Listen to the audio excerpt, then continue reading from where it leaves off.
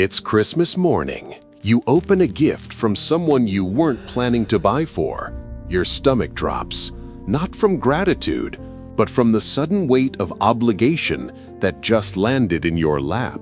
You smile, you thank them, but inside, your brain is already calculating what you owe, how much you need to spend, how quickly you need to reciprocate.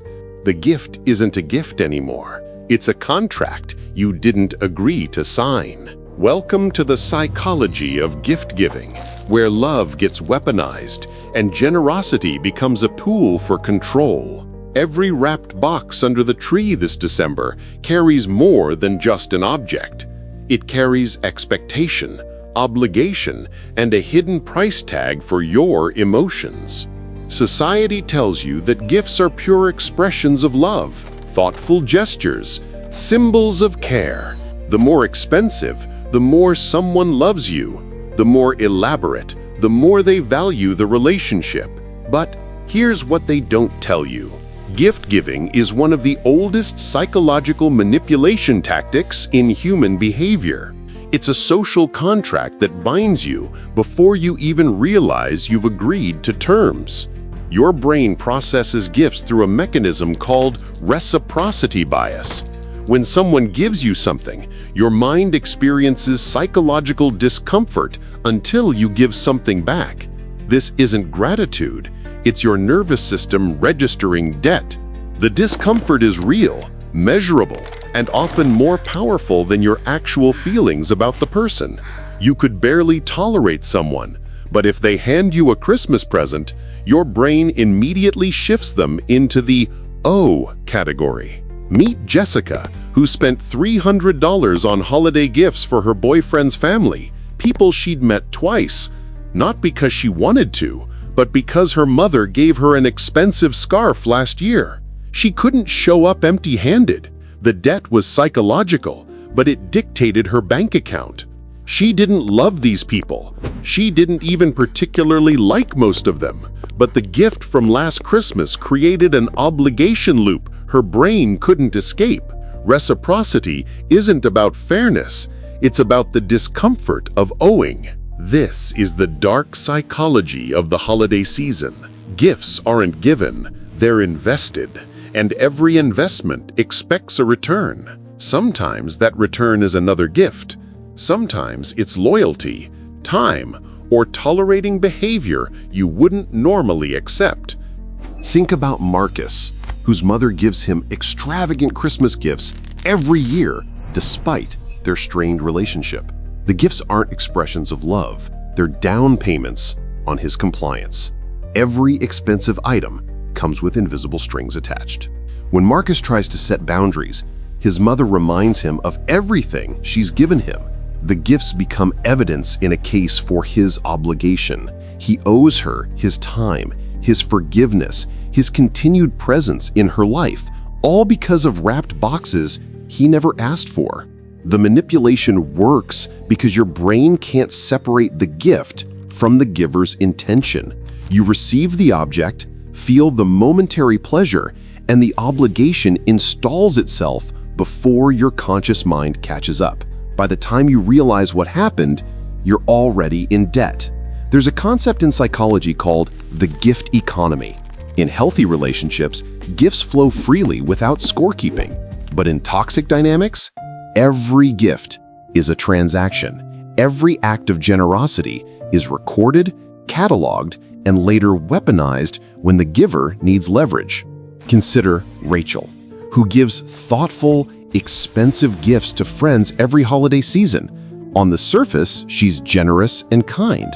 But watch what happens when those friends can't reciprocate at the same level or don't behave the way Rachel expects. She brings up the gifts, reminds them of her generosity, uses past giving as evidence that they owe her, whether that debt is emotional support, agreement with her opinions, or tolerance of her bad behavior. Her gifts were never free. They were investments in control. Your emotions are the target here. The psychology of gift giving hijacks your natural human responses: gratitude, connection, the desire to be good. It turns those healthy impulses into weapons that keep you compliant, obligated, and trapped in dynamics you'd otherwise leave. The holiday season amplifies this because gift-giving becomes expected, almost mandatory. You can't opt out without social consequences. Showing up empty-handed marks you as ungrateful, cheap, or rude. The system is designed to keep you participating whether you want to or not. Think about office Secret Santa exchanges. You're assigned someone you barely know, maybe even actively dislike, but you have to participate. You have to spend money, time, and energy on someone you wouldn't choose to give anything to because opting out violates the social contract. You do it to avoid being labeled difficult. You do it to maintain your reputation. You do it because the psychological discomfort of refusing is greater than the financial cost of participating. The gift isn't voluntary. It's socially enforced. Here's where it gets darker. Gifts create power imbalances. When someone gives you something significantly more expensive than you can reciprocate, they've just purchased status over you. Your brain registers them as having given more, which means you owe more. This is why wealthy family members often insist on giving extravagant gifts, despite being asked not to. It's not generosity, it's establishing hierarchy. Every Christmas, they reinforce that they have more resources, more power, and therefore more say in family dynamics. Meet David, whose father-in-law gives him expensive tools and electronics every holiday, despite David's repeated requests to keep gifts simple. The father-in-law isn't being kind, he's making sure David knows who has the money, who has the power, and who owes whom. When David tries to assert himself in family discussions, the gifts get mentioned. After everything we've given you. The presents weren't presents. They were down payments on David's silence and compliance. Debt disguised as generosity. The psychology of obligation runs deeper than just giving back gifts. Studies show that people who receive unexpected gifts are more likely to comply with requests, tolerate poor behavior, and stay in relationships longer than they should, all because their brain is processing an unpaid debt. This is why manipulative partners often give gifts during or after conflicts. The gift creates cognitive dissonance. Your brain struggles to hold both "this person hurt me" and "this person just gave me something" at the same time. The gift doesn't erase the harm. It just confuses your emotional response enough to keep you engaged. Think about Nicole, whose boyfriend gives her expensive jewelry after every major argument. The gifts aren't apologies, they're resets. Her brain receives the gift, feels obligated to move past the conflict, and the pattern repeats. The jewelry isn't love, it's a manipulation tool that keeps her accepting less than she deserves. The confidence to break this pattern starts with recognizing that a gift doesn't obligate you to anything. Someone giving you something doesn't mean you owe them your time, your forgiveness, your loyalty, or your continued presence in their life. But society has trained you to feel guilty for not reciprocating. Your brain has been conditioned to experience discomfort when you receive without giving back. That conditioning is what makes gift manipulation so effective. It hijacks your psychology before you even realize you're being manipulated. Here's the neuroscience. When you receive a gift, your brain releases dopamine, the same chemical associated with rewards and pleasure, but it also activates your anterior cingulate cortex, the region responsible for detecting social violations. Not reciprocating registers as a violation, creating psychological discomfort.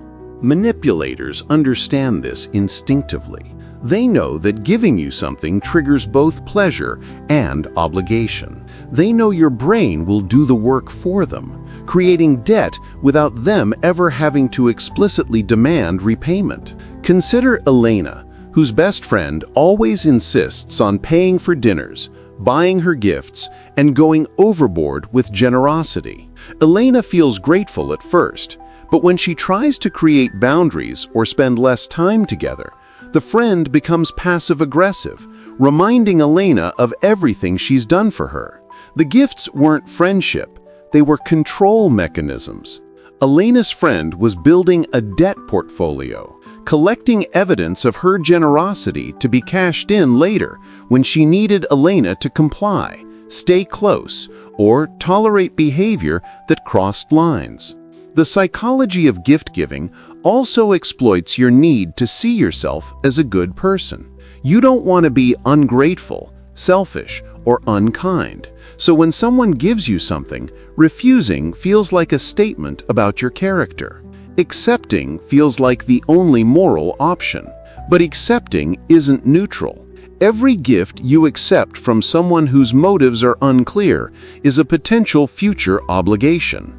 Every present from someone who's hurt you is a confusion tactic that makes it harder to maintain boundaries.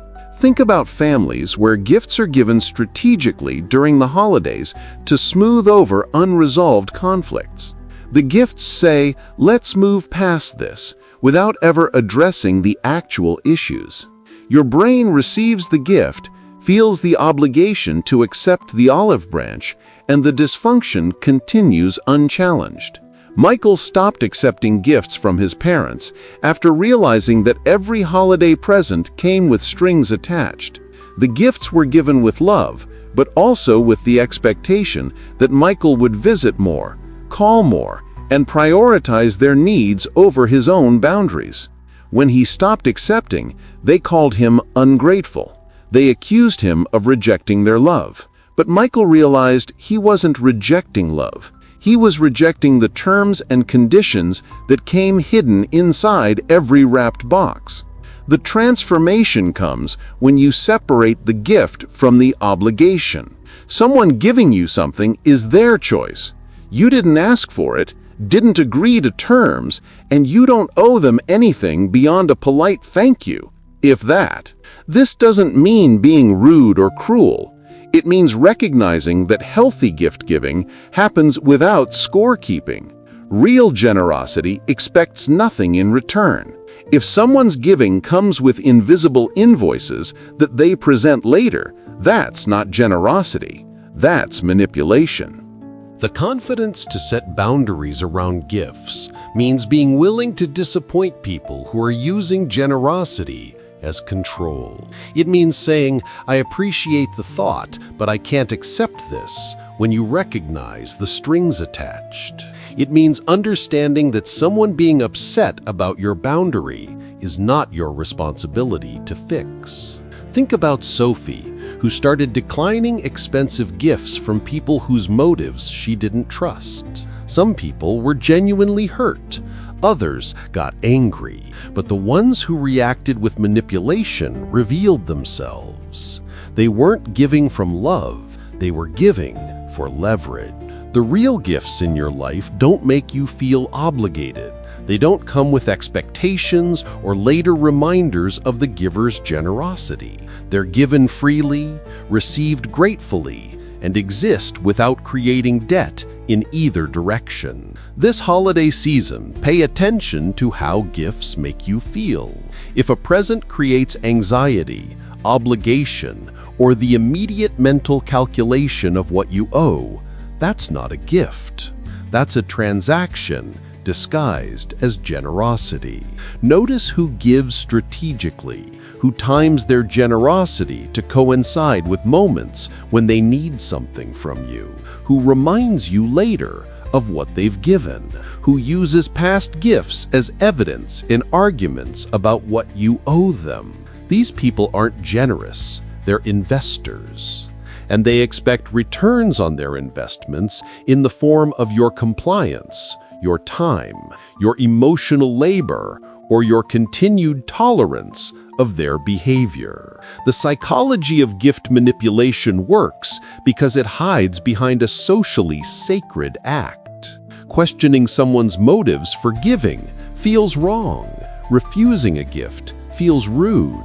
But protecting yourself from obligation-based control is neither wrong nor rude. It's necessary. True generosity expects nothing. Real love doesn't keep receipts. Healthy relationships don't require debt systems to maintain connection. If the gifts in your life come with strings, you're not receiving presents. You're signing contracts you never agreed to. This December, give if you want to give. Receive with awareness. And remember that saying no to a gift isn't rejecting love.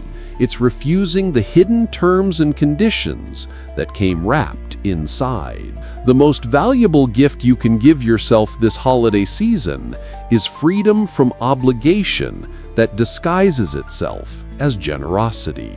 Because love that keeps score was never love at all.